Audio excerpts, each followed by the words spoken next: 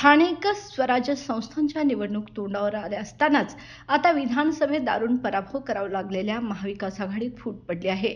शिवसेना ठाकरे गटाने सर्व स्थानिक स्वराज्य संस्थांच्या निवडणुका स्वबळावर लढण्याचा निर्णय घेतला आहे. मुंबई ते नागपूरपर्यंतच्या सर्व महापालिका निवडणुका स्वबळावर लढल्या जाणार आहेत. पक्षप्रमुख उद्धव ठाकरेंनी हे स्वबळावर लढण्याचं संकेत दिलं असल्याचं खासदार संजय राऊत यांनी सांगितले. तसंच कार्यकर्ते मागे पडत आहेत. कार्यकर्त्यांना संधी कधी मिळणार त्याचा फटका पक्षाला बसतो, आम्हाला आजमावून बघायचं आहे असंही राऊत म्हणाले. त्याचबरोबर कोणत्याही निर्णय प्रक्रियेत आम्हाला विश्वासात घेतलं नसल्याचा आरोपही राऊत यांनी केलाय.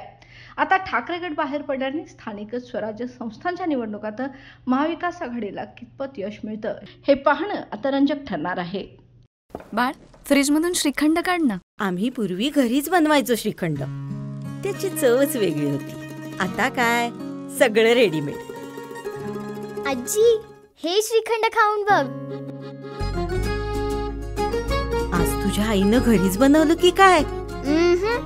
हे आहे गोकुळचं श्रीखंड. अगदी जिभेवर रेंगाळणार. जिभेवरच नाही तर मनावरही रेंगाळणार. गोकुळ श्रीखंड, मनावर रेंगाळणार.